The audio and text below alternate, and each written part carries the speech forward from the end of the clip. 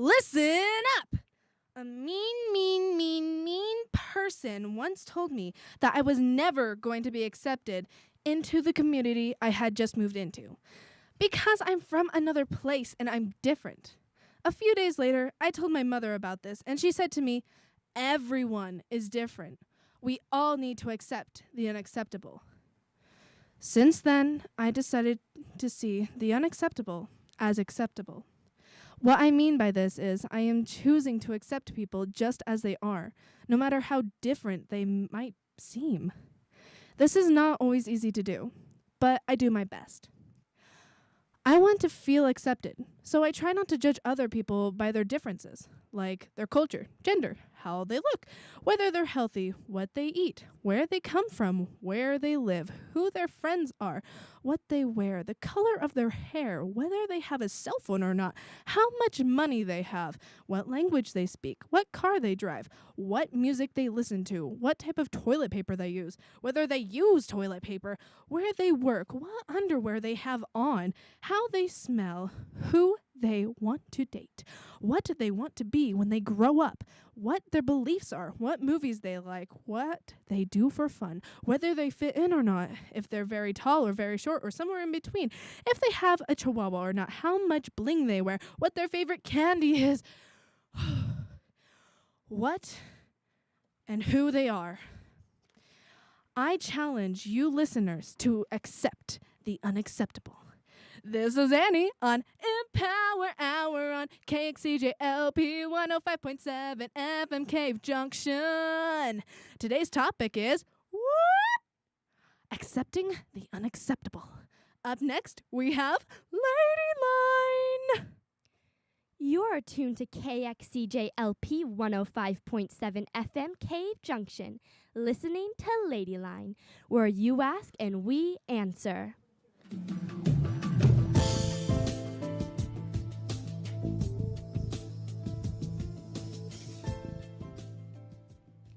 This is Ladyline coming to you from the Illinois Valley's one and only teen-powered radio show, Empower Hour. I'm Isadora Millay.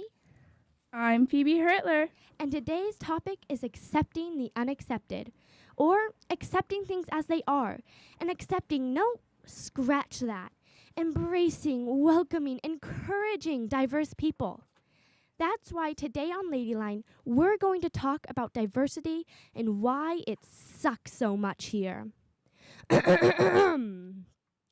While we welcome a new government, we also welcome all new citizens of the city and of the Illinois Valley. Diverse pressures will cause Oregon to grow over the next 50 years and likely beyond.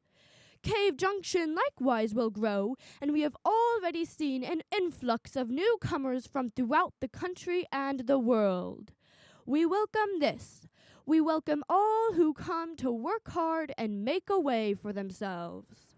These words are from our mayor, Daniel Delegowski. And while what he said is true, it's only part of the truth. Our town does have diversity, but not a whole lot. If you look in our schools, you see a majority of white kids. And if you look in our population as a whole, it's even less diverse. So, what can we do to welcome diverse people into our town?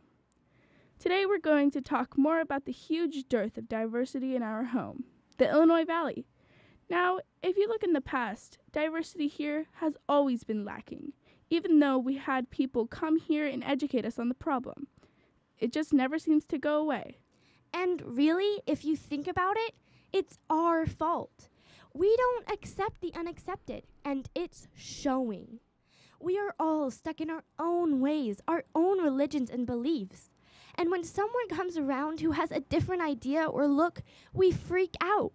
So we need to work on that and start embracing those who are seen as different. We're interviewing two people today. This is Talia Amlung, and she is of half German, half African-American descent. Along with Talia is Finn Franklin. Finn has decided to go through a series of changes. First, by changing their birth name from Fair to Finn. He has also respectfully decided to change his birth gender from lady to gentleman. Along with this, Finn identifies as pansexual. Talia and Finn are also in a relationship. Thank you both for coming today. But wait, before we get on with the interview, we'd like to notify all of our listeners that we will be taking call-ins throughout this interview.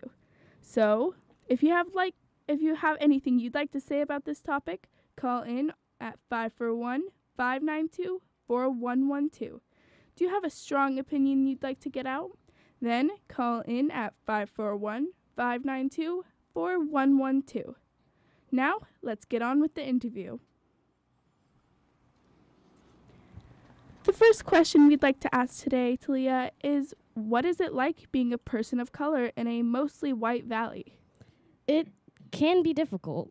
Like, going to school, people, there's only 5 kids in my entire school that I've actually seen that are black. And so it's like, oh, okay, I'm just going to be that sore thumb in the crowd for now and just stick out. It can be difficult, but also it can be fun because then I find other black people and then we connect. Like, hey, you know how it is to be the sore thumb. Yeah. Mm-hmm. What about you, Finn? What is it like being transgender in a mostly cisgender community? And before you answer that, would you explain what cisgendered means to our listeners? Sure. From what I know, cisgender is when someone's gender identity matches up with the gender that they were assigned at birth. And transgender is someone who their gender identity does not match their biological sex. And yeah. Mm-hmm. I guess it's interesting being transgender in this community. I feel like I'm really accepted by my friends and family, but sometimes I don't feel as accepted by strangers and I don't know. Yeah. Okay, could you give a couple examples of when you haven't felt accepted? Yeah, on the activity bus riding home from theater class, there's not many I don't really know any of the kids on the bus, and a lot of the time I just sit alone, but overhearing their conversations, it just makes me uncomfortable because they say a lot of slurs and mean things about people like me and people like Talia, and it's hard sometimes. Mm-hmm. And have you ever experienced this, Talia? What have you felt if you have heard it? I feel bad, but also just brush it off because it's like a daily thing. You go to the store, you go to school. What do you hear? The N-word. Oh, what else do you hear? Faggot. Oh, well, it happens. Is that the only setting it happens in? At school and at the store? It happens everywhere. You can be in a public restroom. You could be in a hospital. You could be anywhere. There's no limit. So at school, how are you stereotyped? Like you said, as a person of color, or what else? The black kid that hangs out with the theater kids and suspiciously is gay. Okay. And what do you both think of diversity in the Illinois Valley? You should take this one. I feel like there is some diversity, but not as much as there should be. I do know a few people of color who live here and LGBT people, but there aren't really that many. And I feel like diversity is something that a lot of people frown upon in the Illinois Valley. Mm-hmm. Yeah, you can go to the store and you're just surrounded by just these white people. They're in there occasionally Mexican people of color, and it's not too diverse. I've lived in places that have been quite diverse, and this is not comparing to this really at all. Mm-hmm. Okay. Other than being unaccepted, do you ever feel supported? Either of you? Around my friends, and yeah, mostly around my friends. My mom, she's good about it. She she's really good about it. Like, she's really nice about it, but my friends, they just make me feel very happy. How about you, Finn? Yeah, I feel very supported by my friends and family, and they're really where I feel safe is with them, and it's nice to know that I have people. Have you ever met a stranger, somebody who you don't know very well, who, when hearing about you, has fully accepted you and been like, "Oh, that's great"? Yeah, I've met quite a few people who, upon like hearing that I'm transgender, have been like, "Oh, that's cool," and yeah. Could you give a couple examples? I mean, I can't really point out any certain ones right now, but like I've been like at the store or something, and I've been hesitant to go into like certain bathrooms, and there was this time when this lady was like, "Oh, you go in whatever bathroom you want to go in." Oh, that's Mhm. great. Yeah. Do you feel safe where you are? When you go to the store, do you feel safe? Do you feel unsafe? How do you feel? It really depends on the day and how I'm dressed and the people there. It's yeah. Based off of that question, this is for both of you. Is there a place where you always feel accepted? A place where you can be yourself? Around my friends, like anywhere all of my friends are and we're all together, it's great. We can all just be ourselves and be goofy theater kids with funny lifestyles, but it's great. I especially in theater and dance class for me is one of the places that I feel where I can be myself the most. Yeah. Okay. Also in my room when nobody's around, and I just turn on music and dance around. Same. So is this kind of how you deal with your diversities, and does it give you strength to help you dance around in your room or just hang out with your friends? Yeah, it gives me strength. It makes me feel like I'm invincible with these people by my side. It's really great. Yeah, it's amazing to have people who support you. Yeah, that is great. Finn and Talia, do you guys feel safe here? Not really. I don't really. always feel safe, but then there's times when I have like 50 people around me and I feel comfortable because I'm just hiding in the back behind them. But not all the time. Like when I have to just go in the store by myself or something, I'm scared. I get stared at and I don't like it. Like people just like, look at that girl over there. Gross. Ugh. Yeah. It's scary. Is there something that makes you feel safe other than your friends? Like dance and theater make me feel safe, and like Food. food, yes. Food.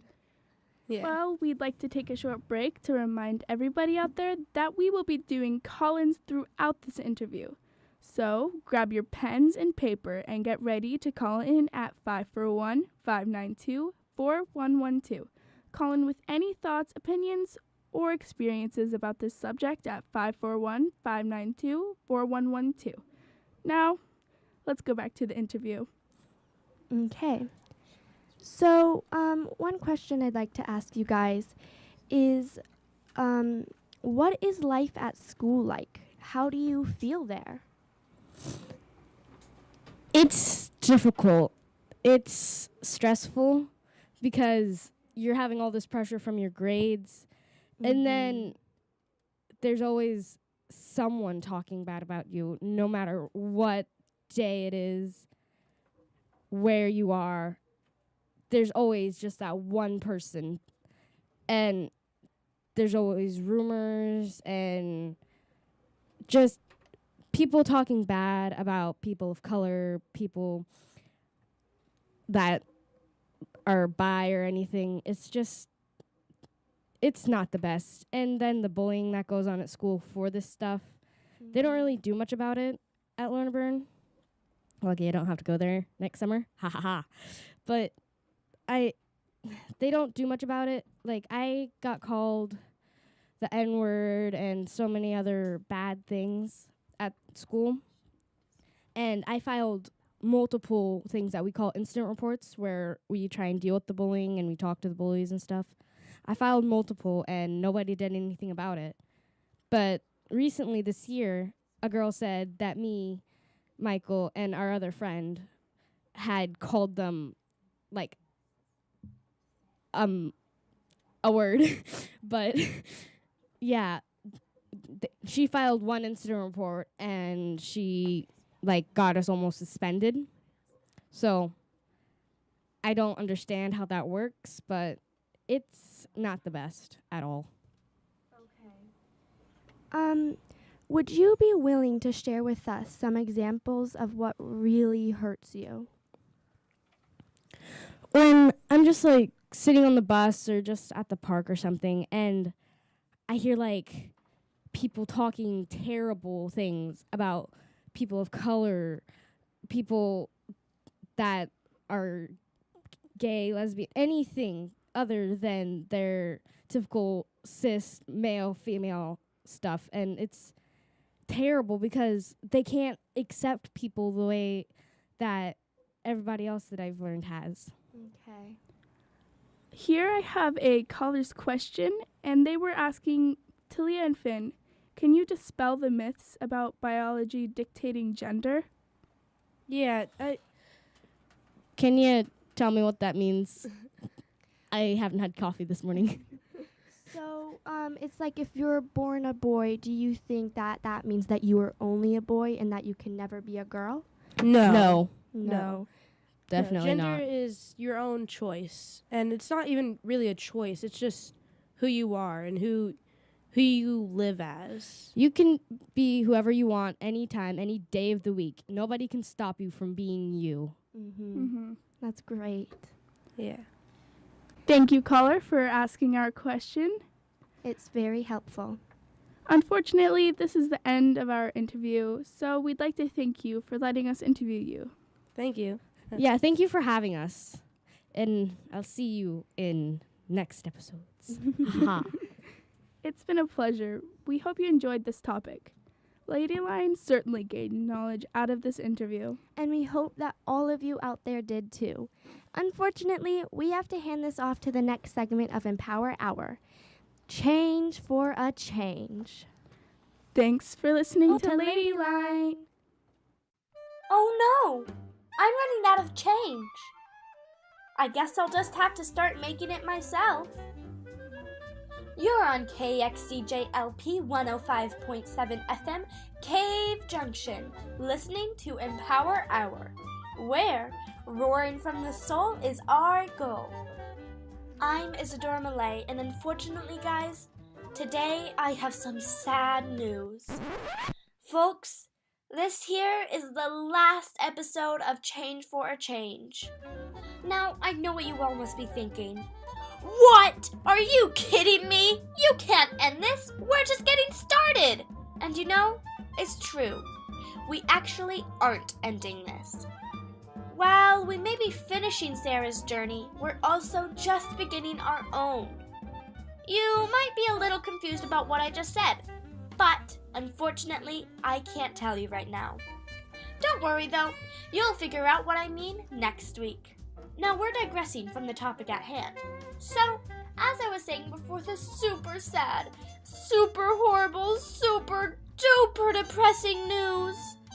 We're at the last episode of Change for a Change. While it may be sad, it's also exciting. I mean, think about it. We get to hear the rest of Sarah's story. Aren't you excited to finish it? I know I am. Now, don't mistake this episode as the end of Sarah's change-making work. Nope, nada, no. You'll find, as you listen through this episode, that this is actually just the beginning of Sarah's change-making work. She's planning to go on through life fighting the injustices of the world. In other words, she's gonna become a real-life superhero. I mean, she kinda already is. Anyway, we're digressing again. I really need to stop this, man! So guys, last week you heard the brunt of what Sarah has been doing at the border. And today, you're gonna hear the little but big tidbits and endings of that, with some more bonus questions about Sarah's next chapter of change-making. So, my fellow fan club of Sarah Kruger, and other people who are just listening to this who aren't fans, how can you not be a fan?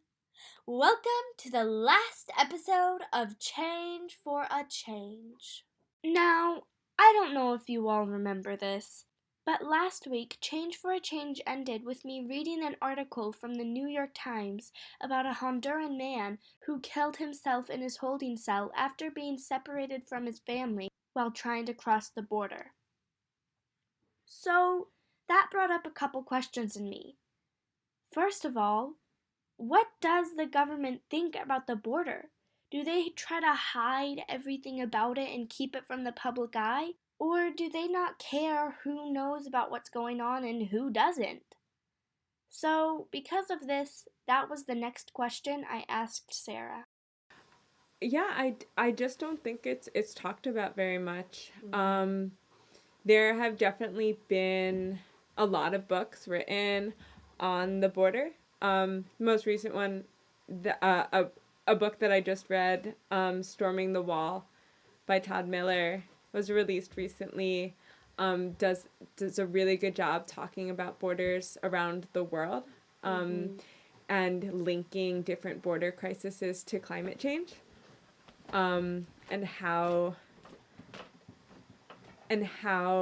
migration and climate change are so intricately linked. But again, I think the reality is something that a lot of people don't want to hear and don't want to acknowledge, and so it's not what's being promoted in the mainstream. What do you say to kids who don't care? Have you ever encountered kids who don't care, or?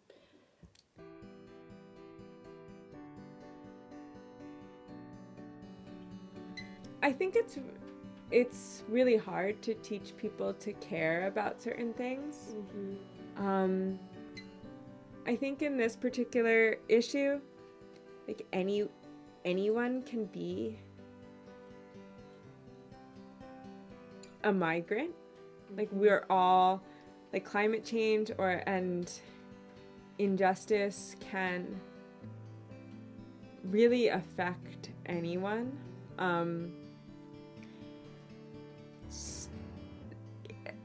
For example, in the Dust Bowl, a lot of people from Oklahoma were migrating into California to look for work because their land in Oklahoma was being completely overtaken by dust. And California had their armed state guard keeping people out of the state who didn't have money to enter. So this is something that's happened, borders like that sprung up within this country, not just international borders. And I think borders to keep people in and borders to keep people out is something that there are so many different borders, whether it's where you live or how much money you have access to or how much clean water you have access to.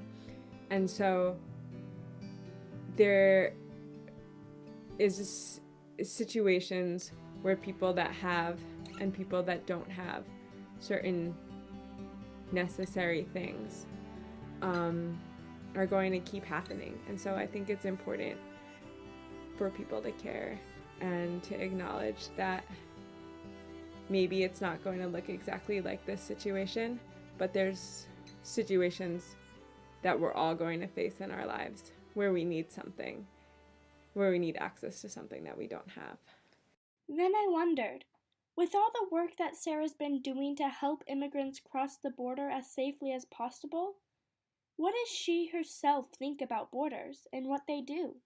I think they're terrible tools of different state actors to keep people in and keep people out. The world, the planet itself, just these lines that different states or countries create are arbitrary and are often based on access to resources and who has more guns and more power. But in reality, the world doesn't move like that. Animals don't move based on arbitrary state lines. Neither does the weather. At the end of the day, it's all the planet. It cannot be divided by these lines. Now, after talking about the government and what Sarah thought about borders, I had a couple questions about No More Deaths and what they do and who they are. Is No More Deaths like a traveling organization, or do they kind of have one base and then volunteers who go from place to place? No More Deaths is based in Tucson, is where their main office is, and they have they do a variety of different things. Desert Aid is just one aspect of the work. They also are writing extensive reports documenting the abuse that Border Patrol has done to people, helps run a legal clinic called Keep Tucson Together, helping people that are in this country find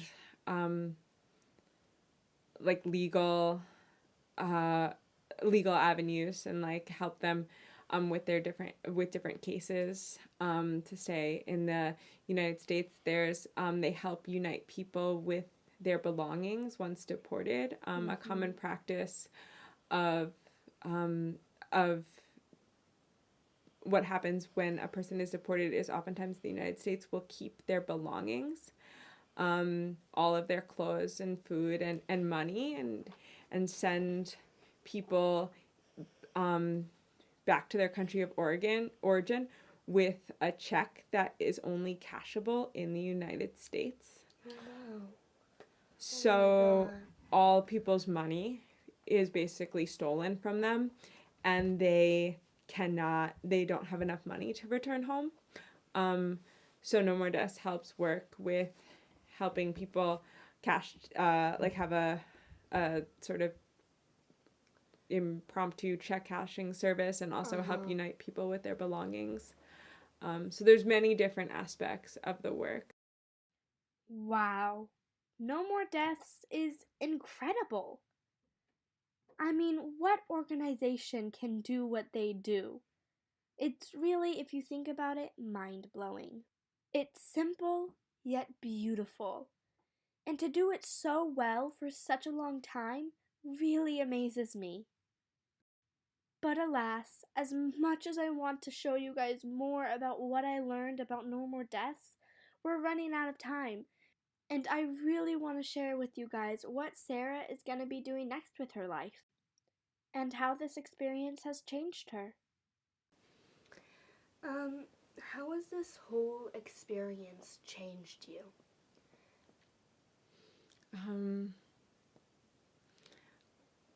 I think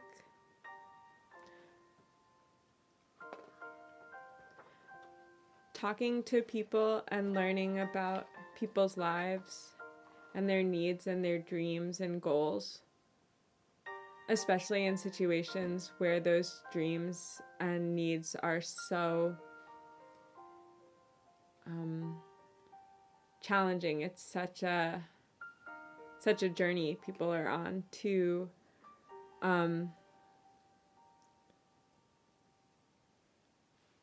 for a better life, has taught me a lot of compassion and care for so many people in the world. It's also taught me a lot about how badly the state wants to keep people down Mm-hmm. and make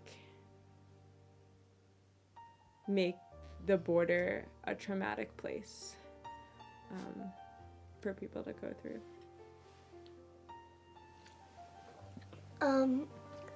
What do you plan on doing now that you've done all of that work at the border and you've worked with No More Deaths? What do you plan on doing now? What's your next step? Well, I'm actually planning on going back down to Arizona in the coming weeks to continue working with this organization. But I also think that borders aren't, like, the border zone just doesn't exist in Arizona. There are people all over the country that are here, that are working in unstable working environments, are really being taken advantage of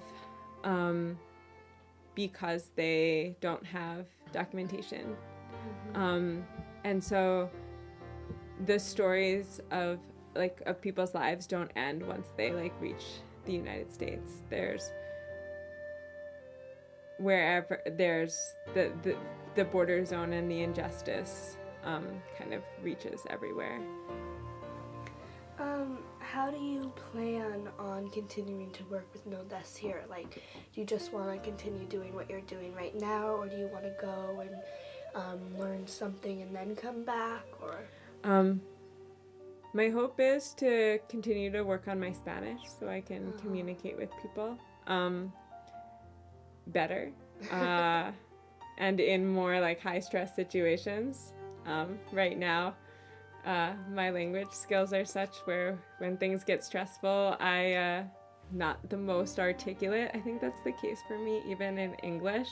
So just generally want to work on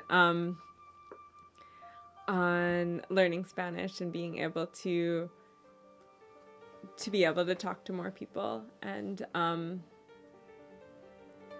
communicate more about needs and realities of situations. That's great. Do you want to continue making change after you do this next step, or do you feel satisfied? There's so many things to work on in this world, in this society. There are so many ways I think that communities can work together to fight for justice and fight for a better world. And I don't think that work will ever be done. That's great. That's really great. Is there anything you want to say to the audience about your experience that we missed, or that you just want to get out there?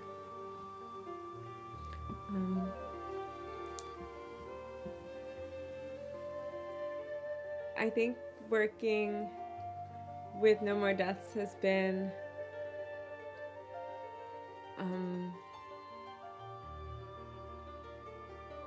a really good organization for me to work with. And this is one issue that I feel full of passion and rage and commitment towards.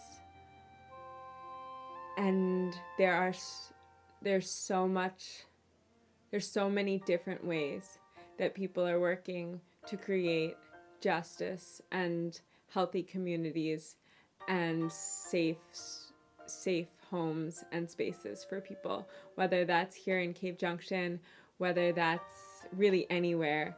There's so many people doing such good work and caring work. And so I think just being excited about taking your passions and your energy and putting it towards helping people grow and in this world is something that continues to inspire me everywhere I go. Guys, we just finished Change for a Change. Guys, we just finished Change for a Change. Whoa. I don't know about you, but personally for me, This entire process of interviewing Sarah, writing these intros and outros, editing all of this together, and all in all, listening to each episode has actually changed me. This series wasn't just some skippity-doo-dah, jolly, happy, mindless talk. No, it was serious and intriguing. This wasn't designed to be interesting, though. It was designed for you guys out there to feel something and learn something that goes on right under our noses every single day. What you've heard actually happens to people. That means that every day that we live here in the Illinois Valley, in our own little world, outside of our bubble, people are being deported from their families. People are being arrested for helping other people. People are pitted against each other based on race. It's real and it sucks. Because what can people like us do? I thought about that. And you know what I did? I made this series. Because even if you're thousands of miles away from something that needs to be changed, it doesn't mean that you're helpless. You can always do something. Whether it's donating $1 or actually dropping everything and going down to the border to help. But no matter what, you can always make yourself a voice. So I ask of you to not ignore this message, to not move on with your life as always, because the human race needs our help. We can't rely on corporations and the government to control our lives anymore. We have to stand up for ourselves and make our own opinions, our own voices, and our own life. This doesn't mean that we should just go and break laws. What it means is that it's time for us to be our own selves. Because while it may be safer and less work to stay at home and watch TV, the world is crumbling. People can't trust people anymore, and it's up to us to fix it. So don't do nothing. Stand up and roar. You're listening to KXCJLP 105.7 FM. This is EmpowerHour, and welcome to the Arts Alive segment. The subject of this episode is embracing those who are frequently unaccepted by society. We have a poem from Michael, who is a member of RiverStars and identifies as non-binary and uses they and them pronouns. Michael has struggled with outside acceptance of their identity preferences, which shows in their poem. They are going to read their poem for us. Thank you, Michael. This poem is titled Acceptance. All people want is love and acceptance, a friend and some guidance. But in today's society, all we give subconsciously in our century is empty. We must remember to stick together, for we do not know what this life holds. It's as though we run around wearing blindfolds. If only we could all realize what brilliance would arise if we all spread love and acceptance. The beauty of art is that anyone can make it, and it's such an open form of expression that no matter who you are and what you identify with and believe in, your voice is worth listening to. And today's music through art is from New Zealand musician Aradna, titled Brown Girl. This song is a direct response to the racism and prejudice she suffered from growing up with mixed parents in Wellington, New Zealand. After this song on KXCJLP, stay tuned for my obnoxious fandom. You're listening to EmpowerHour.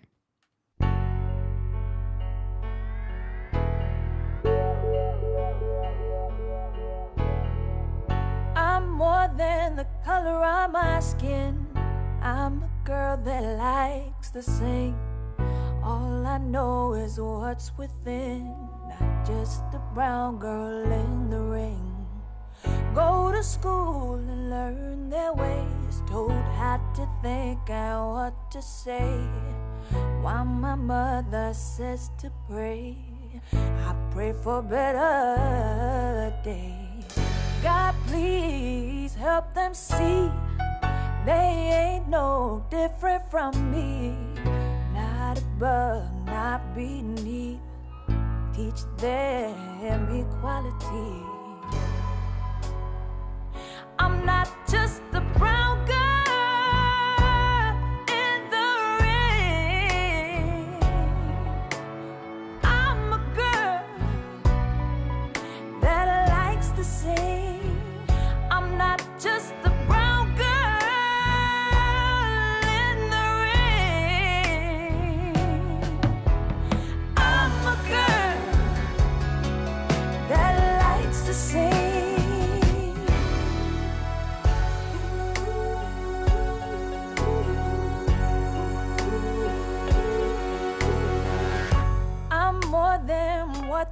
think of me more than the color tones that they see, more than urban R&B, more than the slang that I speak.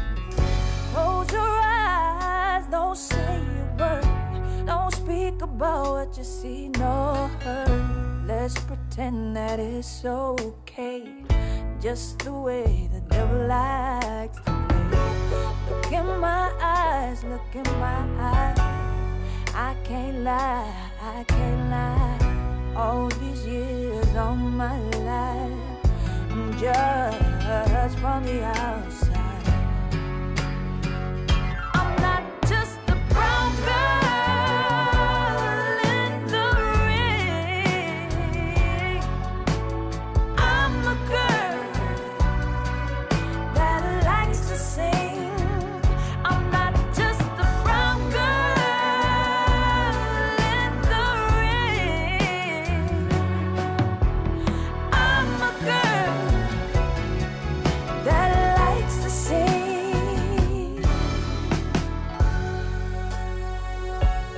And if you don't know by now, time will show you what I'm talking about.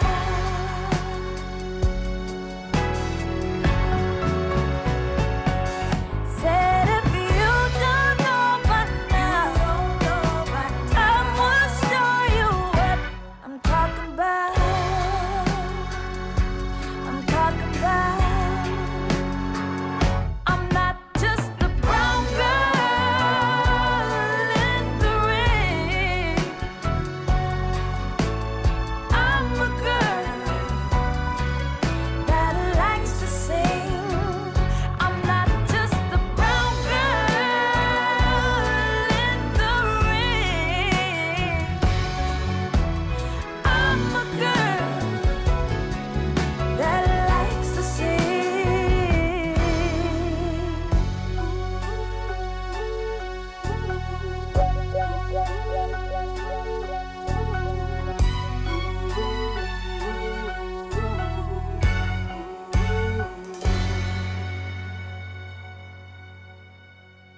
Hello, everyone. We are the freaks, the castaways, the kids that you avoid at lunch because, well, we are different. And today we are going to break these barriers. You are on KXCJLP 105.7 FM Cave Junction, listening to Empower Hour, where roaring from the soul is our goal. The awkward things that happen to us might just happen to you on this episode of My Obnoxious Fandom. Hang on.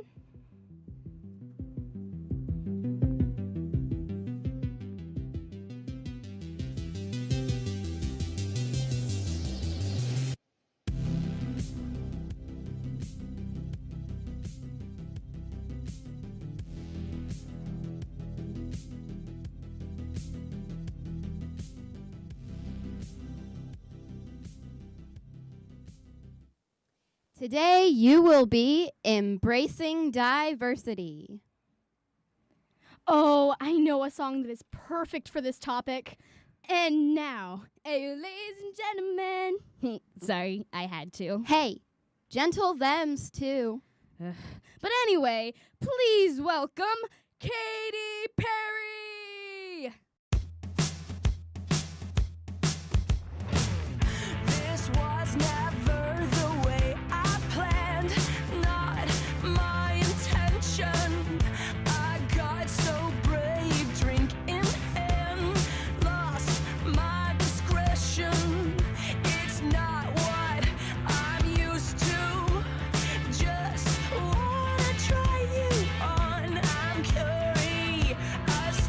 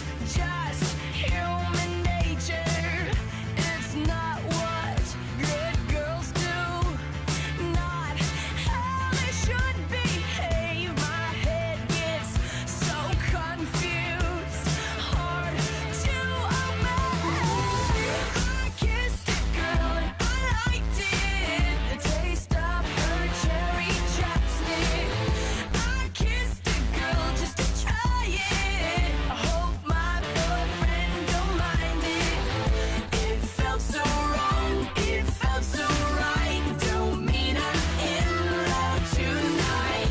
I kissed a girl and I liked it. I liked it. Us girls, we are so magical. Soft skin, red lips, so kissable. Hard to resist, so touchable. Too good to deny it. Ain't no big deal, it's innocent. I kissed a girl and I liked it. The taste of her cherry chapstick. I kissed a girl just to try it. I hope my boyfriend don't mind it. It felt so wrong, it felt so right. Don't mean I'm in love tonight. I kissed a girl and I liked it. I kissed a girl just to try it. Hope my non-existent boyfriend don't mind it. And now, please welcome the prince of all princes, Prince EA. I am not black, you are not white. I am not black. I mean, that's what the world calls me, but it's not me. I didn't come out of my mother's womb saying, "Hey, everybody, I'm black." No, I was taught to be black. And you were taught to call me that, along with whatever you call yourself. It's just a label. See, from birth, the world force feeds us these labels. And eventually, we all swallow them. We digest and accept the labels, never, ever doubting them. But there's one problem. Labels are not you, and labels are not me. Labels are just labels. But who we truly are is not skin deep. See, when I drive my car, no one would ever confuse the car for me. Well, when I drive my body, why do you confuse me for my body? It's my body. Get it? Not me. Let me break it down. See, our bodies are just cars that we operate and drive around. The dealership we call society decided to label mine the black edition, yours the Irish or white edition. And with no money down, 0% APR, and no test drive, we were forced to own these cars for the rest of our lives. Forgive me, but I fail to see the logic or pride in defining myself or judging another by the cars we drive. Because who we truly are is found inside. Listen, I'm not here to tell you how science has concluded that genetically we're all mixed and race in the human species doesn't exist, or how every historian knows that race was invented in the 15th century to divide people from each other and it has worked perfectly. No, I'm not here to lecture. I just want to ask one question. Who would you be if the world never gave you a label? Never gave you a box to check? Would you be white, black, Mexican, Asian, Native American, Middle Eastern, Indian? No. We would be one. We would be together. No longer living in the era of calling human beings black people or white people.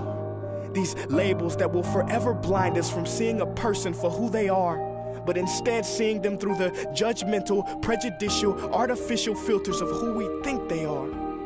And when you let an artificial label define yourself, then my friend, you have chosen smallness over greatness and minimized yourself, confined and divided yourself from others.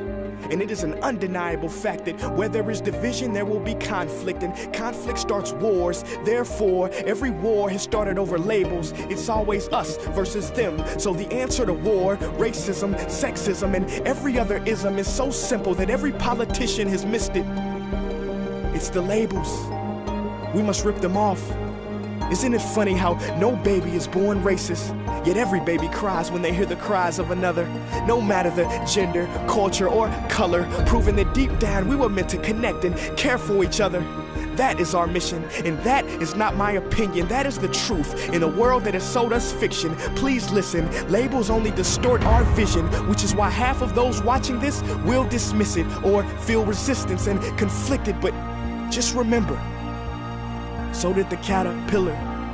Before it broke through its shell and became the magnificent butterfly. Well, these labels are our shells, and we must do the same thing so we can finally spread our wings. Human beings were not meant to be slapped with labels like groceries and supermarkets. DNA cannot be regulated by the FDA. We were meant to be free, and only until we remove them all and stop living and thinking so small will we be free to see ourselves and each other for who we truly are. Wow, that always gives me chills. Me too. This is pure art. Well, we kind of stole from Arts Alive again. Sorry. Hey, Michael, what about that song from Rent? Oh my gosh, yes. It is perfect for this topic. Ladies and gentlemen, and gentle thems, be ready for I'll Cover You. Cold.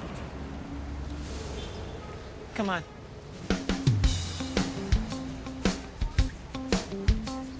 Live in my house, I'll be your shelter. Just pay me back with 1,000 kisses. Be my lover, I'll cover you. Open your door, I'll be your tenant. Don't got much baggage to lay at your feet, but sweet kisses I've got to spare. I'll be there and I'll cover you. I think they meant it when they said you can't buy love. Now I know you can rent it, and at least you are my love. One night, be my life.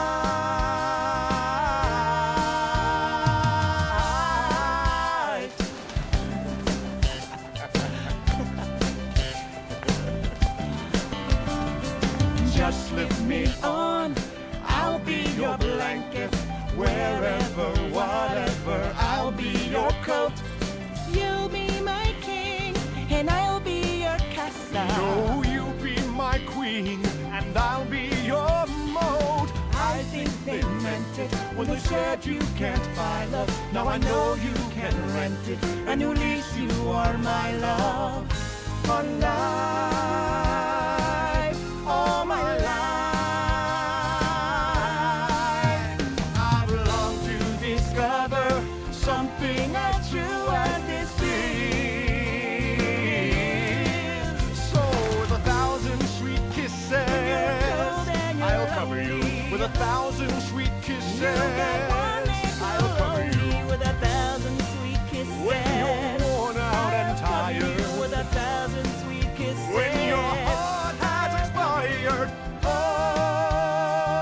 lover, I'll cover you. Yeah. oh, lover, I'll cover you. Why does this song help us embrace diversity, you might ask? That answer is because in the story of Rent, the couple singing the song are two guys, and the one who is singing in the higher octave is a drag queen in a skirt named Angel with... No, that is too painful to hear, Michael. Angel has AIDS, Maya. Michael! And now we must go until next week. You've just been empowered by the hour. Bye. EmpowerHour is a project of RiverStars Performing Arts made possible by the Oregon Community Foundation's community grant. Rants are written and performed by Annie Hertler. Ladyline is written and hosted by Phoebe Hertler and Isadora Millay. Change for a Change is written, produced, and edited by Isadora Millay. Arts Alive is written by Elijah Ocean and hosted by Talia Atlas, Whitman Franklin, Toby Drew, Annie Hertler, and Elijah Ocean. My Obnoxious Fandom is written by Michael Giroux and Maya Hauk, and hosted by Michael Giroux, Maya Hauk, and Talia Atlas. Our adult helpers are Nellie Barrera, Keith, Chris Hall, and Gina Angelique. Make sure to follow us on Facebook at www.facebook.com www.youtube.com/IVRiverStars and subscribe to our YouTube channel at www.youtube.com/RiverStarsPerformingArts. You've been listening to KXCJLP 105.7 FM. Stay tuned to listen to Section D with Midge Note, Saturdays from 12 to 3. If you would like to get involved with KXCJ, there's a fun way to do that. Come to volunteer night this Thursday, June 28th from 7 to 9 p.m. KXCJ is located at 315D Caves Highway, right next to Dr. Mock's dentist office. Bring snacks to share, bring a friend, have fun. Volunteer night happens here every second and fourth Thursday of every month. I used to hump my pillow at night, the type of silent prayer to make myself prepare for the light. Me and my cousin Lucy ranked the girls between 1 and 10, and the highest number got to be my pillows for 10. Now I apologize to every high ranker, but you taught me how to dream, and so I also thank you. I never had the courage to approach you at school. We joked around a lot, and I know you thought I dressed cool, but I was just covering up all the insecurities that came bubbling up. My complexion had me stuck in an emotional rut, like the time you flavor flaved me and you played me yo chuck. They say you're too black, man, I think I'm too black. Man, do you think I'm too black? I think I'm too black. I think I'm too black. I think I'm too black. A black, a black, a black, a black. Black Stacy, they call me Black Stacy. I never got to be myself, cause to myself I always was Black Stacy. And polka dots and paisley, a double goose and ballet shoes. You thought it wouldn't faze me, I was Black Stacy, the preacher son from Haiti, who rhymed a lot and always got the dancers at the party. I was Black Stacy, you thought it wouldn't faze me, but it did, cause I was just a kid. I used to use bleaching cream. The Madam C.J. Walker walked into my dreams. I dreamt of being white and complimented by you, but the only shiny black thing that you liked was my shoes. Now I apologize for bottling up all the little things you said that warped my head and my gut, even though I always told you not to brag about the fact that your great-grandmother was raped by her slave master. Yeah, I became militant too, so it was clear on every level I was blacker than you. I turned you on to Malcolm X and Asada Shakur, in the three-coated elephant goose with the fur. Had the high top fade with the stack on the side. Had the two-finger ring rag top on the ride. Had the sheepskin named Belly Sue Kango, as it was Roscoe, chicken and waffle.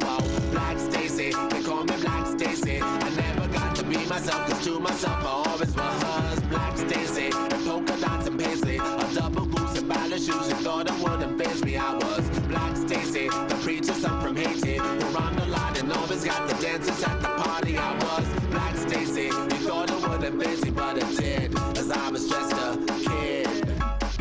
Now here's a little message for you. All your baller players got some insecurities too, that you could cover up, bling it up, cash and cha-ching it up. Hope no one will bring it up, lock it down and string it up. Or you could share your essence with us, cause everything about you couldn't be rugged and rough. And even though you told a Glock and you're hot in the street, if you dare to share your heart, well nod ahead to its beat. And you should do that, if nothing else, to prove that a player like you can keep it honest and true. Don't mean to call your bluff, but that's what I do. You got a platinum chain and son, I'm probably talking to you. And you can call your gang and posse and the rest of your crew. And while you're at it, get them addicts and the indigent too. I plan to have a whole army by the time that I'm through to load they guns